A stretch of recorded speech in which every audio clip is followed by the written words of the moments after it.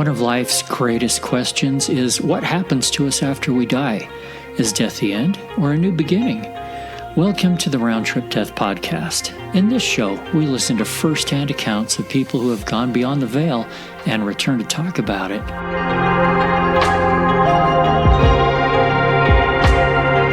Okay, we are really happy to have on the show today with us Jeff Fusco. And his story is so interesting. I heard him on a panel at the recent IONS conference in Salt Lake City and just had to have him as a guest on the show because he is someone that had COVID in the very early days of COVID when our doctors and hospitals didn't really know what to do with it and how to treat it very well. So we'll get into that. Anyway, hi, Jeff. How are you? Hi, Eric. And how are you today? I'm good. And what part of the country are you in? I live in Ohio, Canfield, Ohio, which is a suburb of the Youngstown area. If you drew a straight line between Cleveland and Pittsburgh, we're just about in the middle at the border of Ohio and Pennsylvania. Okay. And what do you do for a living? Tell us a little bit about you. Prior to being sick with COVID, I worked at a company called GBS Corp. And it's a high-tech productivity firm that helps businesses improve their productivity, whether it's through print, advertising, marketing, IT, software services, cloud hosting infrastructure. So I had the opportunity to work with such a great team of people for almost 36 years at this same company. It's an employee-owned company, has great leadership across the board, and a very strong employee ownership team. So that was a blessing that you can only look back on after you leave and realize how amazing it was. I always knew it was special. It's my second family and still is to this day. But after COVID, it was really not possible for me to return. In my position, I was the EVP for our high-tech solutions group, actually headquartered in Youngstown, Ohio. North Canton, Ohio is the headquarters of GBS Corp. I, by the way, love your voice. It sounds like some kind of gangster or something. Was that a gift of COVID or have you always had that? Yeah, this is a gift of COVID. And it's funny, but I do get a lot of compliments. So now I'll tell you just a funny story. I was at a restaurant it's kind of a speakeasy type style restaurant. So when we sat down, the manager come over and said, "Hey, do you want to work our door a couple hours a night? Just welcoming guests." I was like, "Oh, you're cracking me up." But I must have the voices. I'm not faking it. This is just what it is. Yeah. It was a lot different before. I'd love to hear you sing some ballads or something. Isn't that something? Yeah. Anyway, tell us what happened. When did COVID catch up to you? Yeah. I was one of the early folks that got it. I got it in March of 2020. I believe I had it for probably a few weeks fighting it off. And I was feeling pretty rough around the edges and I was developing a cough and I was breaking out in sweats and fevers and it'd go away and all these different things. And I really didn't know what it was. I actually went out with some friends and the next morning, on a Saturday morning, I woke up and I really was completely wiped out. Couldn't barely talk with exhaustion, couldn't open my eyes, couldn't focus. Pain was starting, headache, fever was going crazy. And I thought, "Wow, geez, I'm probably have the flu." So yeah. Now this is back before there was any testing. You just run out and get a COVID test. And was this right before everything shut down or about the same time? It was just before. Okay. It was just before I went in the hospital. I think it was March 22nd or 24th. So things were, I guess, in the process of shutting down there. But I'd gone to the urgent care and they tested me for both influenzas and said, "Well, you're probably just run down. It might be dehydrated." It just continued to get worse. And 4 days after that, I was at a point where I couldn't even function. I couldn't move, couldn't eat, couldn't get out of bed, couldn't drink water. Everything was, as sick as can possibly be. So urgent care actually sent you home, Yeah, even though you were real sick already. they tested. They did a good job seeing me. It's a very great place here in Boardman. 9/11 Rapid Care. They did a really good job, and they were as thorough as they could possibly be. They didn't have access to COVID tests. Because I asked them, I said, "What's happened to be?" They said, we just don't have the test to know. And at that time, I was not aware of where you could even go get one. And again, it was probably one of the furthest things from my mind. I didn't really know what it was, but I knew it wasn't something normal. And again, that fourth day, I got to the point where my wife said, "Okay, you have to go to the hospital. There's something wrong." I managed to get a shower. It was now evening. And we got to the emergency room probably around 10 o'clock. And I walked in. She was parking the car, hobbled in, got to the doors, automatic doors, and walked in. There was an officer working at the one security desk, and someone was talking to him. And they both looked at me really funny. And he says, "Are you okay?" And I said, "Yeah, I'm okay." And I fell right over. Wow. And I was collapsed right in the emergency room. And I always mention that the side joke to that is, if you ever need to bypass registration, just collapse in the middle of an emergency. So you collapsed on the floor, and then what? Next thing I knew, I was being picked up and put on a gurney and rushed right into the back. And they started checking me out. And again, tested me for the influenzas, nothing. And again, told my wife, "Well, we think he's dehydrated." I obviously was dehydrated because I wasn't able to keep any water down or anything for 4 days. And at that point, and I was just kind of still in and out of reality, delirious wise, and just feeling really sick. And he said, "We're going to get him some fluids, get him IVs, and probably be able to take him home in a couple hours." And she goes, "Listen, there's something wrong. He's never been like this. He's sicker than you can even imagine. And can't you just at least keep him overnight?" And they said, "Yeah, we'll go ahead and do that." So the dehydration was a symptom. It wasn't the problem. No, right. Yeah. And it just kept progressively getting worse. But within 4 days after that, they did know that I had COVID. They did the test and sent it out and got it back, and it came back positive. And at that point, I was moving from one floor to the other in the hospital, moving through. But people were coming, talking, asking how I was feeling. I was still not good, but I was, aware that I was sick, and it just continued to get worse. And eventually my breathing got to the point that they put me on a ventilator, and I remained on the ventilator for 21 days. My fever was staying steady at about 104 for 2 straight weeks. And they packed me in ice all the time, trying to get the fever down. They were trying all kinds of different medicines. Nothing was working. Then it hit my kidneys, and I got put on full dialysis throughout the entire time in the hospital there. And everything was starting to fail. It started going vascular, which is a really rare version, I guess, of a bad extreme case of COVID, where it was hitting my intestines and my small capillaries, and I started to bleed. And then I started to bleed profusely, and they were giving me transfusions. And when I tell you the number, you'll think I'm crazy, but it's not crazy. It's what it was. Over the course of a short period of time, throughout this month in this particular hospital, I was moved through 2 hospitals, Mercy Health Systems here in Youngstown.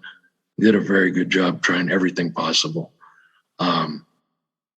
And I just couldn't stop bleeding. They kept doing surgeries and trying to stop the bleeding on my intestines. And it was just, looking bad. And again, I was on the ventilator, as the high fever, packed in ice, to the point where they had given me 60 units of blood, platelets, and plasma, which is about 3.5 times your body, I guess, from what I understand. Normal blood, it was bleeding that much. They were running out of the blood supply in town. They would call my wife at home and ask, if it was they'd have to get more blood somewhere else, and she'd okay it, and kept going through that. And they kept updating my wife and mom, my family, on my condition, which kept deteriorating to the point that they called home and said at this point, they knew that my family was praying, my wife and mother and dad and friends and everybody were praying. And I said, it's not looking good. They had palliative care get on the phone and said that, you might even want to stop praying at this point, because with the amount of blood loss that he's had, the high fever, the lack of oxygen, we're looking at about 2 hours for him to live right now. And even if for some strange miracle reason or otherwise he makes it, his future, he's going to not come home the same person that he was before, more than likely. And they want to know what that meant. And they said it was, probably restricted to a wheelchair, unable to walk, be on a feeding tube, in a nursing home with probable brain damage for the rest of his life. Right. Now, with you that close to death, did they give your family an opportunity to visit you at that point? I know hospitals weren't letting visitors in. Yeah, but by that time, I was continuing to get worse that entire month. They couldn't let anybody in. They wouldn't let anybody in. So I was in complete isolation the whole time in the hospital, and really no contact. I didn't have a cell phone. I didn't have anything. Occasionally, they would put the phone up to my ear, and I could hear people talk. I wasn't able to communicate, but I knew that they were talking to me. Right. So you were awake most of this time. You weren't in a coma or anything. No, they actually, for the whole 21 days on the ventilator, you're pretty much in paralytic coma. They actually paralyze your body with the drugs. Okay. And you're out of it. But I could hear. And I could, hear things going on, and not entirely sure, I lost track of time, those kind of things. Yeah. So at what point did you go over the edge? As far as my experience, or? To the point where your body was done and you had an NDE experience? They had stopped me bleeding a couple times and start again right at Easter, throughout that weekend. And then the following week after that, I continued to get bad again, needing more transfusions. And that's when they called home and gave me the 2 hours, gave my family the 2 hours, which I didn't know. I'd been requesting. I did have some underlying conditions, but not that I was ever, in a strained position being in a hospital or anything. And I'd requested to go to the Cleveland Clinic early on if I got sicker because of that, and they just have more resources. By no picture, don't want to paint a picture that our hospitals didn't do a good job. They worked like crazy. It just, at that point, I thought if they need more resource, I could be at this other facility. So the doctor did another surgery on me, got the bleeding stopped, and actually noted that when I know there's requested a transfer, and this looks like the only time, if there is going to be a time. But they warned that I probably wouldn't survive the elevator ride, let alone a helicopter ride. But said, if you want to try, we'll try. So at that point, they said, well, yeah, my family had said, well, let's go ahead and do it. It's almost over anyways. Let's try. So they did bring me up enough to the point where they had me in the gurney out in the parking lot to get in the helicopter life flight. And the last thing I remember is they strapping me in and I'm all wrapped up. And I just said how cold it was to the, I'm assuming pilot, I don't know who it was, and it said, you ready to go for a ride? And I said, yeah. And that would have been a Thursday night. Keep in mind that I was that sick, but they brought me up enough to get in the helicopter. I was still on a ventilator. I couldn't really talk like we're talking here with the ventilator, obviously, with the tubes and everything. And between that life flight, being taken to the hospital in Cleveland, but it's a 20-minute flight, that would have been Thursday night till Saturday. That's when I had my experience. Come Saturday morning, I was awake. I was having dialysis taken off, the cath taken out, being able to get something to eat, oxygen winded down, and my x-rays were clearing up as if maybe this never happened. It happened.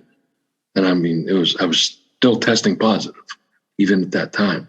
6 weeks I tested positive. So this is like 36 hours you had a complete turnaround. That's exactly what I was trying to say. And is that because the Cleveland Hospital had some magical thing they were able to do? They were great too, but I experienced a miracle that changed my life. And what I tell people is, as bad and rough and sad as COVID was, because I'd lost some friends from COVID, and I was even unaware. One of my friends was in the ICU next to me, not because we saw each other before, but I was unaware that he had even gotten sick and passed away. So it was hard, and they never told me those things till I actually was recovered and really got ready to just come home. But so my heart goes out to all these folks that have dealt with it, and my heart goes out to the hospital workers who literally were working from what I, saw from my perspective when I was awake and alert. They were going above and beyond in every single way possible, working endless hours, all these shifts. But no, at that time, they had tried every kind of medicine, everything, the multiple surgeries. Dr. Ornelas did do amazing surgeries to get the blood stopped and helped me get out. And my local doctor here, Shaheen, and the other team of doctors had over 100 working on me throughout this entire 2-month period. And they all did good. So I really don't just say that. I know that they worked so hard. The nurses were amazing. But 36 hours, it was the experience that I had, whether it was in the helicopter after it landed or whatever. That's when I just miraculously got better. It actually says in my medical record, miraculously recovered, because they couldn't figure out what or why. And every single day, doctors would come in and interview me. And I kept saying, why? All the questions. What is she? The one doctor, she said, she goes, Jeff, the truth of it is, we haven't had any patients as sick as you at this point live to tell us anything. Yeah, so they wanted to know your secret sauce so they could duplicate it. Everything. And then there was questionnaires, everything from brushing your teeth to use mouthwash, this, that, everything else, favorite foods. I mean, they were really trying to build a database of information so that they could learn and study and, help people out. So they were committed to success in every which way possible to help people, but they were overrun. At the Cleveland Clinic, it was closed. They closed the whole hospital. Wow. There's 3 floors of COVID patients. Nothing else.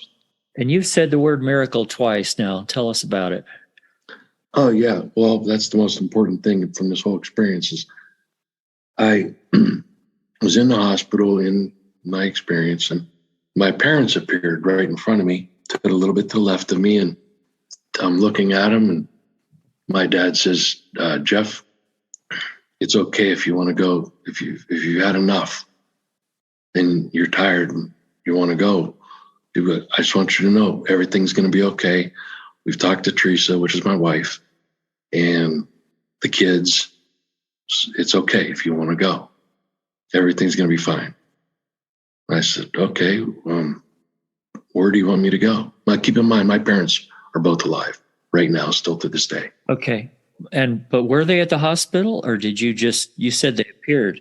Yeah, no, they weren't there. This is how everything started. And I said, well, where do you want me to go? And my dad didn't say anything.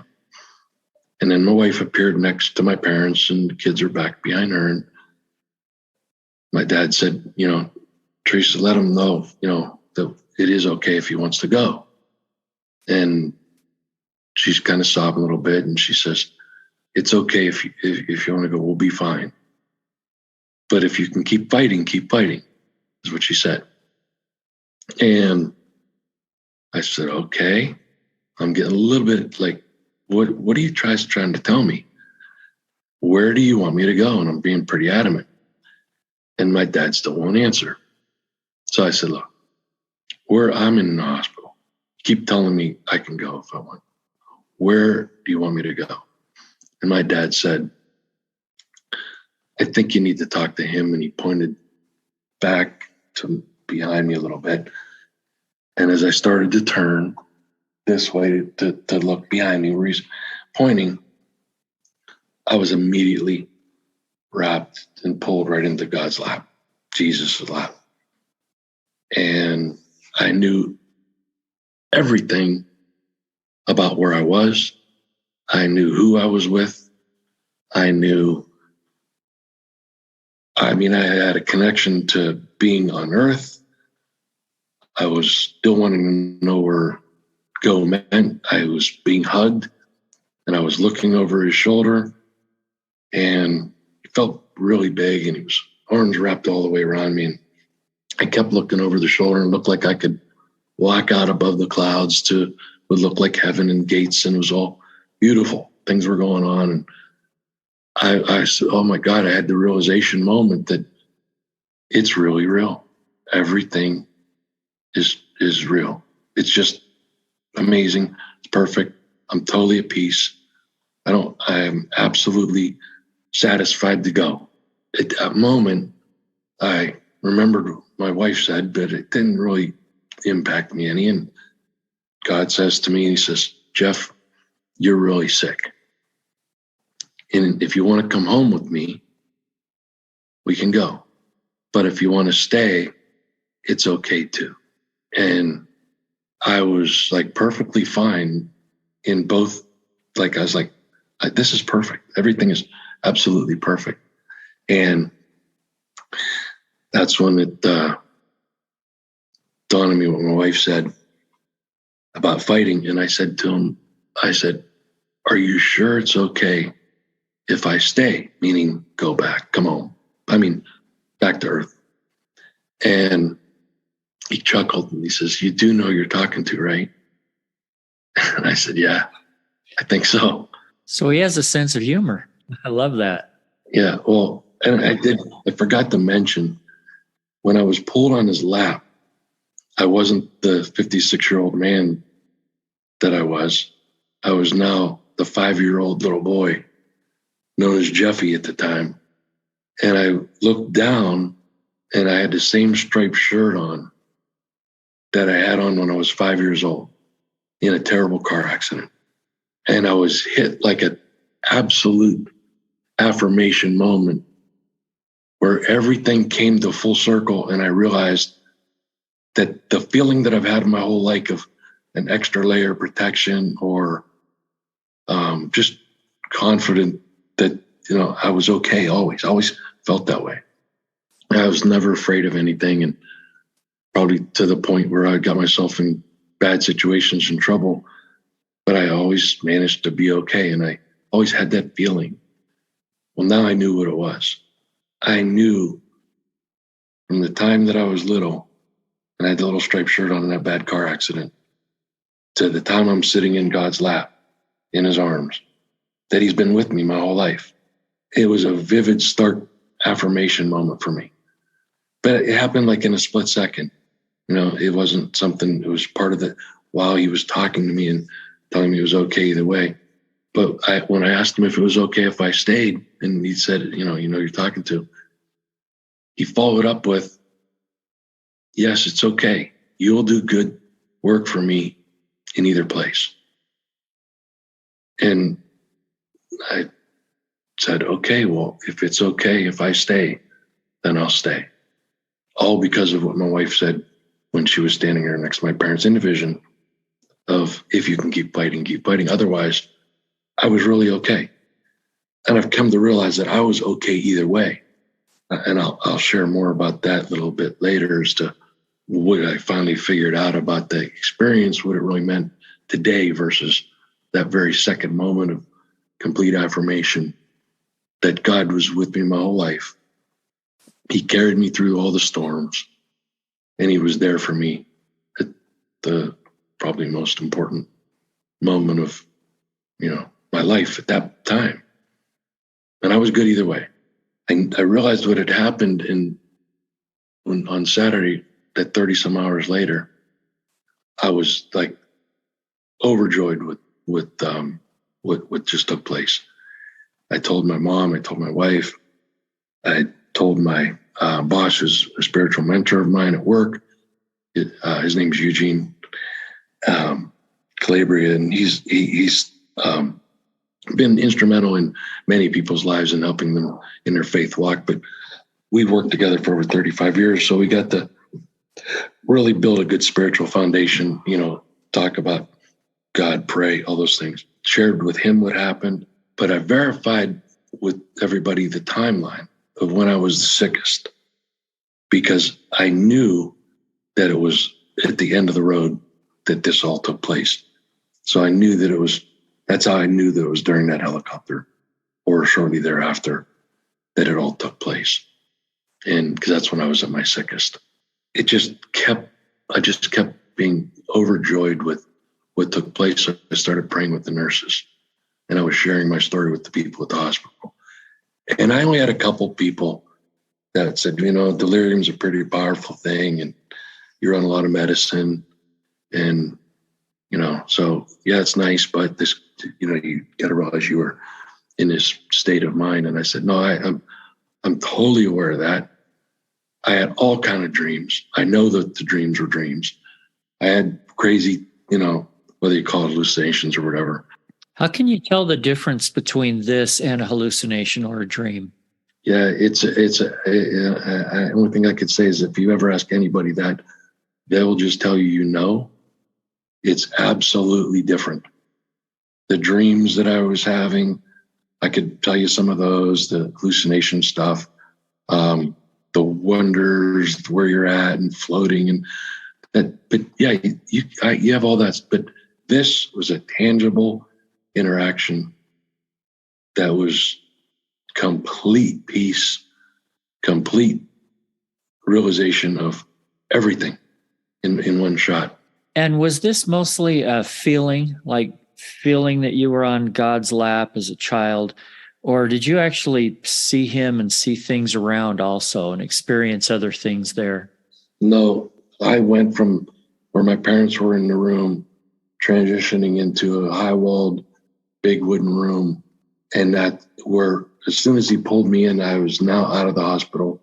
I was in the big wooden room, looking out over his shoulder to looking like I could go out above the clouds. And it really did look like stone gates, and everything was there. And there was people and things going on, or things that wasn't necessarily people and faces going on. And I kept looking over his shoulder, and I did not see his face, but there was physical holding me, sitting on his lap. And I was at 100%. I knew who I was with. I know he knew me. I knew him. And that realization of it's all true was just pouring into me. That everything, my whole life came, that he was with me my whole life. And I just absolutely knew it. And there's even more to the experience that goes on after I was praying with the nurses. I was praying with the nurses. Some of them were actually crying, break down. And I never did that stuff before. I just had to share the story. And a lot of them were overjoyed and overwhelmed in positive ways. And some had their own breakthroughs and wanting to get closer in their faith. And it was probably a week or so after that I'm now, about just approaching 6 weeks in the hospital. Haven't seen or been with anybody, no family. I'm in total isolation. You barely get to see anybody come in the room during COVID. You'd have to gown up and change. And it wasn't like you could ever have a tangible, lengthy conversation. So I'm desperate to get out of the hospital. I'm in bad shape still physically. I could barely use my hands. I can't walk. I could hardly talk at all. But I knew I was going to, be okay at that point. And at least I thought I was. And about 3:00 in the morning, and I know this because I was always looking at the clock because I was at that point really getting, I just had to get out of the hospital. In my mind, I was like, I'm tired. I've been here for 6 weeks. I have to go. And a gentleman appears out of my left side again, really well dressed, dark gray suit, dark complexion skin, glasses. And I'm like, oh my gosh, it's the CEO of the hospital. That's really who I thought it was. And I was like, they're going to let me go. And he says, so here you want to go home? I said, oh yeah, like you don't know. Yeah, have to. He said, I can help you with that. And I go, oh my gosh, that's great. What do I have to do? And I'm expecting him to say, well, you have to sign papers or you have to do X, Y, Z things to prove we could get you, out of here. And I just want to know what those things were. And I was so excited because it was 3:00 and I thought, well, it's maybe the CEO actually did come see me because I was pretty sick and they're going to let me go. And he's just going to, thank me and I'm going to thank him and things are going to be great. One more conversation. He still doesn't say who he was. And he says, so do you want to go home? And I said, yeah, absolutely. He says, okay, I can help you. And again, I said, so what do I have to do? He said, well, really, don't worry about that. And I said, well, no, I got to do something, right? And he's like, don't worry. I says, who are you? And he says, oh, don't. You just want to get out of here, right? I can help you. And, again, yes, but who are you? And what do I have to do? And he says, don't worry about who I am, but I can get you out. And really, don't worry about what you got to do. It's just a couple little things. Like, for starters, you could stop praying with the nurses and talking all that God nonsense to them. And I said, I know who you are.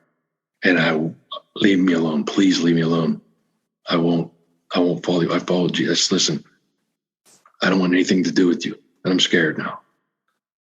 Just leave me alone. He said, are you sure? Yep. And he fades away. Keep in mind, I was getting better. I was all excited, praying with the nurses, telling everybody how great everything was for me. And we're getting ready to get released. The next day, I'm bleeding again.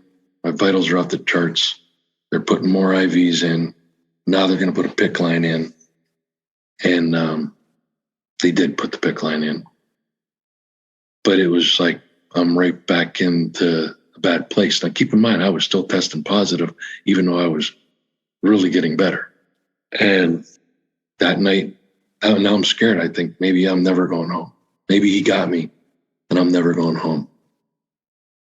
So I get through the day okay, and I'm, back to the night. And because I was losing track of day and night, I wouldn't be really sure. I'd always look at the clock and look out the window, and there it comes 3:00 in the morning again.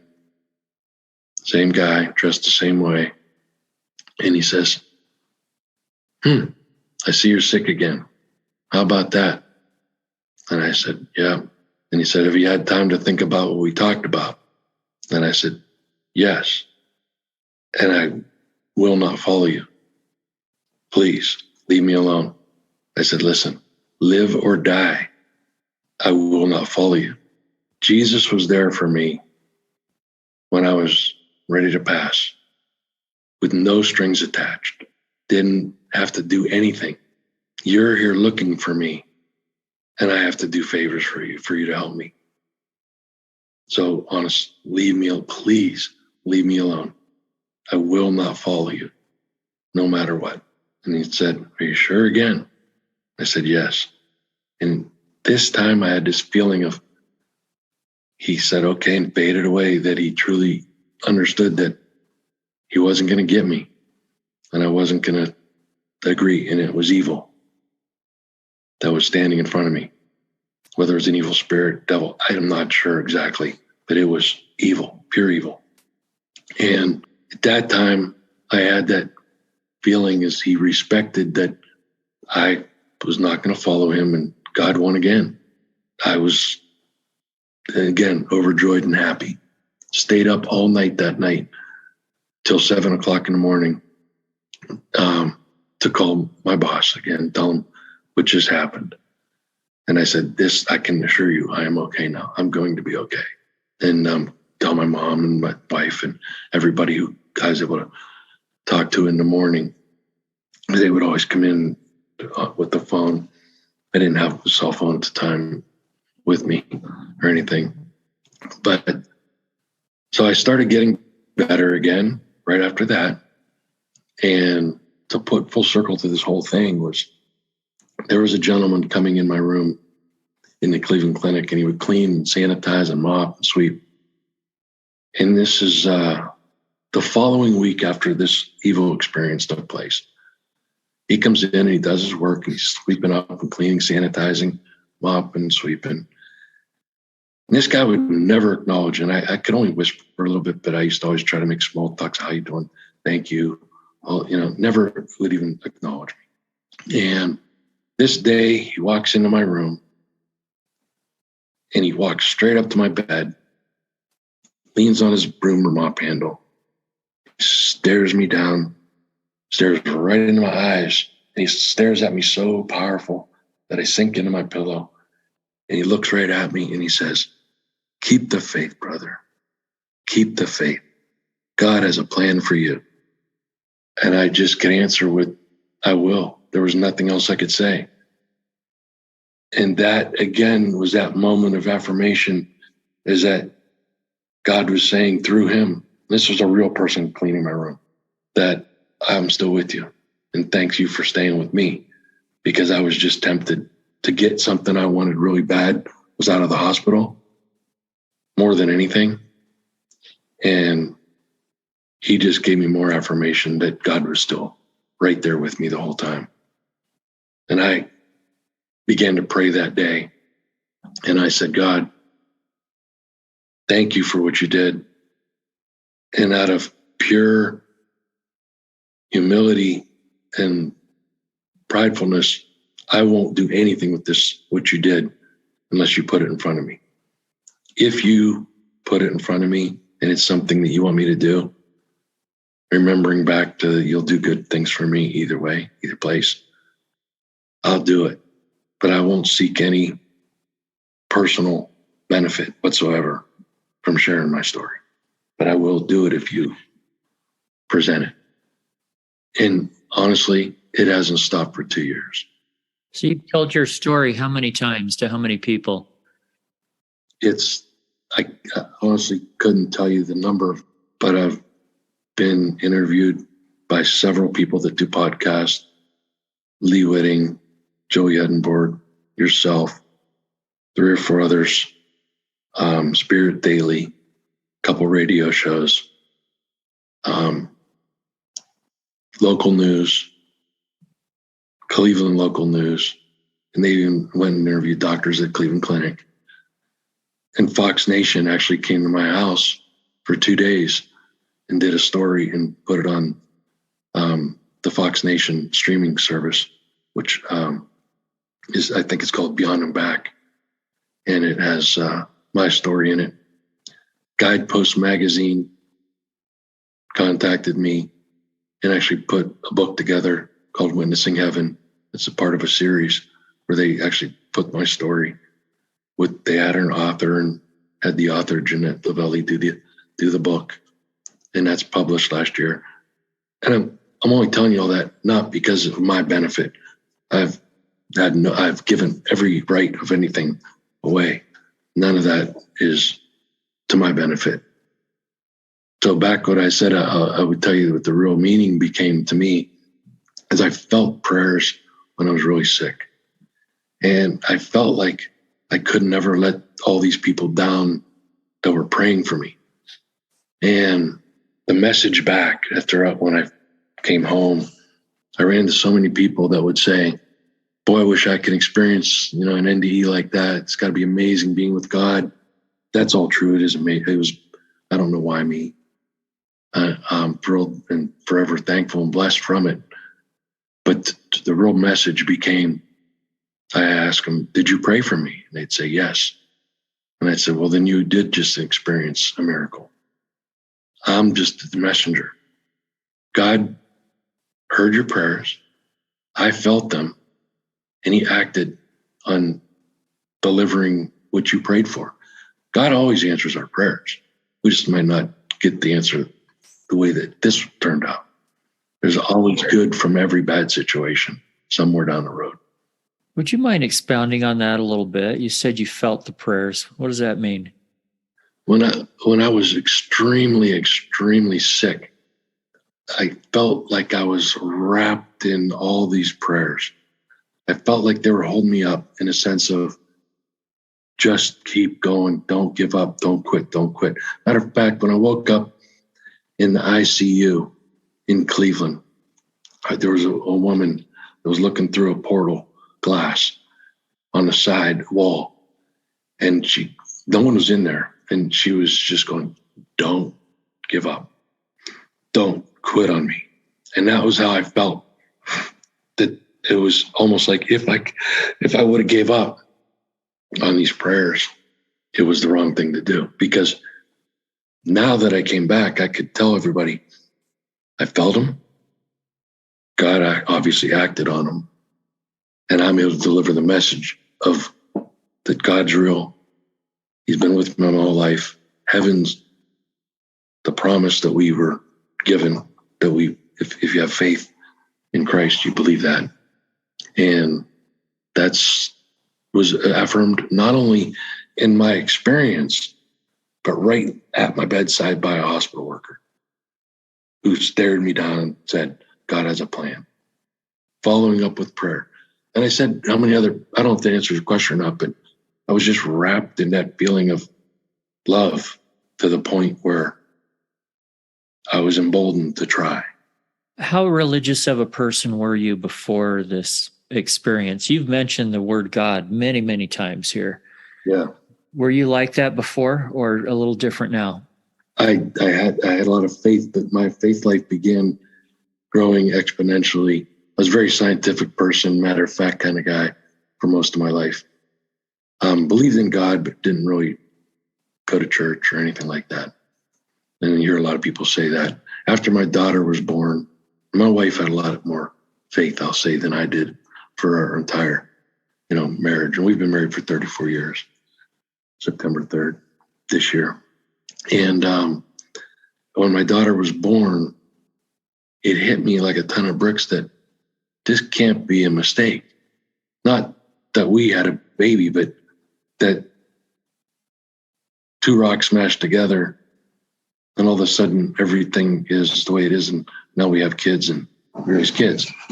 So it just didn't seem possible.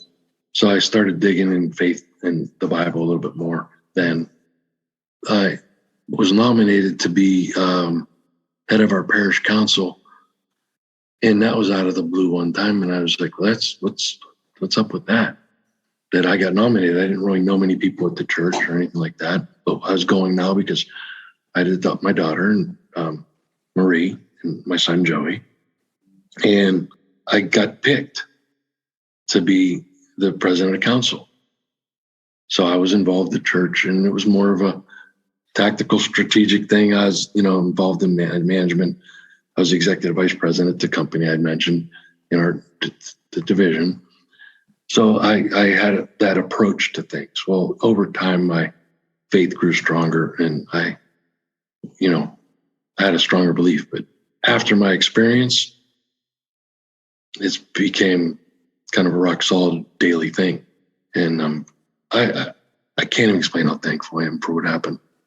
It thoroughly changed me in such a way that, I don't know, it's overwhelming, but humbling beyond belief at the same time. Yeah. I want to ask your opinion on something else. And And it's just your opinion, I understand. But you were given by God, you were given a choice.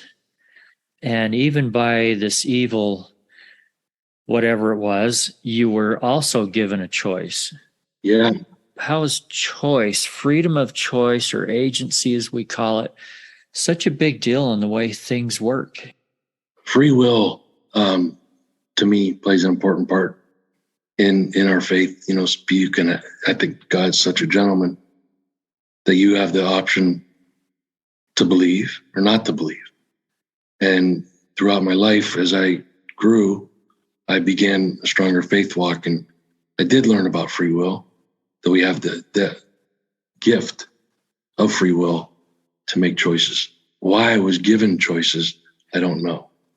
Whether it just strengthens the meaning of free will or not, I believe it has something to do with that. That I also think that I was given a choice as far as God goes, because I was able to come back and give the message about the prayer, and the power of prayer, and that it worked, and that things are real. And I feel very blessed in a sense that I wasn't met with a lot of rejection from anybody. Very few people about what it took taking place. What the experience that I had.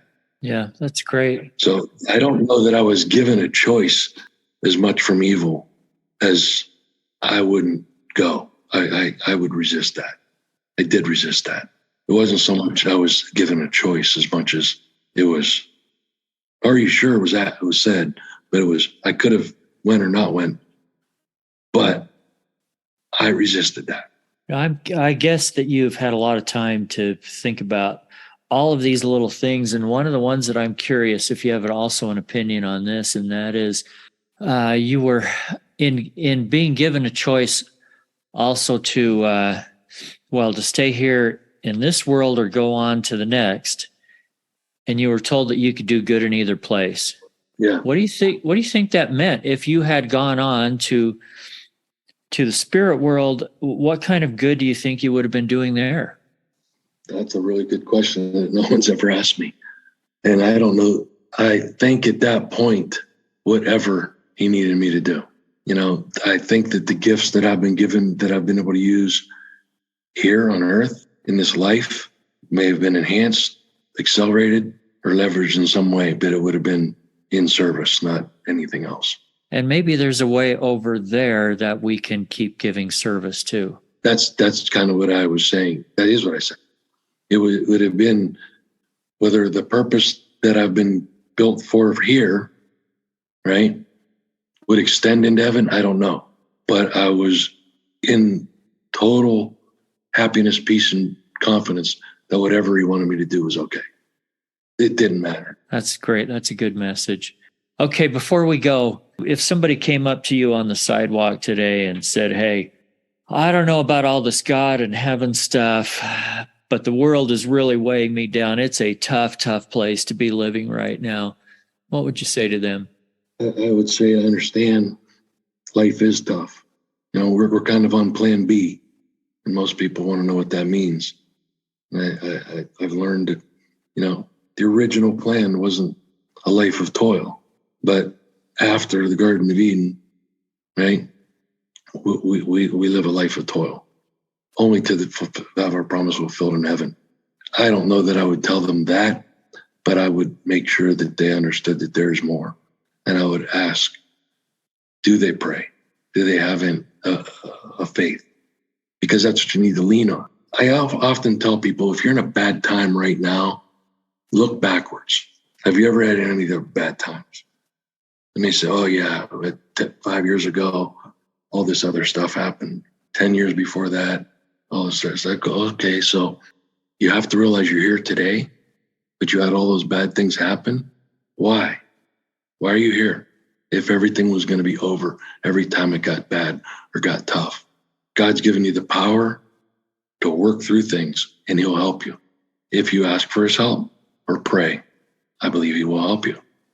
And there's a lot of people that are leaning to those things right now because the world's in a state of chaos in a lot of ways. And I'm not a fatalist or an end times kind of person. whatever God has planned is already his plan. So I encourage people to get deeper in their faith if they can, or ask me questions if they want. I do share the experience of what happened if they are inclined. I mentioned I talked to a bunch of people. I'm being contacted by people really from all over the world. And I say as far as North Borneo, a place I never knew even existed, Malaysia, Australia, all these places, Dublin. I mean, I'm getting questions about their faith, their family life. They're in the middle of a divorce. Someone is in a bad place. Can you pray for someone in my family? It's just been an amazing thing that I couldn't tell you would have ever expected 2 years ago. Not even possible. Anything's possible, but it was something that I think that, again, God responded to my prayer and my thanksgiving thanks. And I said, if you put it in front of me and it's pure, then I'll do it. Otherwise, I won't. And if it's self-serving, I won't. And I'm just not going to do it, because that was what I prayed and gave thanks for. So if someone runs into me, I want to give them a little bit of hope. I want them to realize they've got through other storms. I don't want them to understand partially why they might have gotten through storms is because God's there for them all the time, even when they don't know it. And if they would just ask for more help, might be able to get through any times that are presented in front of them in a better way. Like my stress, as far as I used to be a very, stress didn't bother me. Stress motivated me and drove me. I don't have stress. I'm at peace with everything. I'm okay with the situation. Leaving my job, which was absolutely an amazing job for an amazing company with a great team across all platforms of the organization, to say I could do that unintentionally, like I had to, because of the situation of being sick, with a smile and gratitude for everything, can only come from God. The person prior to that I would have been a nervous wreck, scared of everything, scared of changing my circumstance, right? Income drastically changing, everything.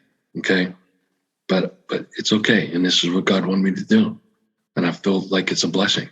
Well, Jeff, thank you so much for sharing with us today. And I'm happy that we can be a vehicle for helping you get your message out there that you were sent to give. Yeah, absolutely. Appreciate having you on the show.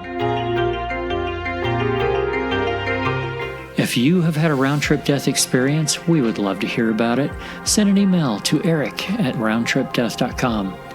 And lastly, if you have found this program uplifting, if it's given you just a little more hope in the future, share it with a friend, hit that follow button, and take a few seconds to write us a review.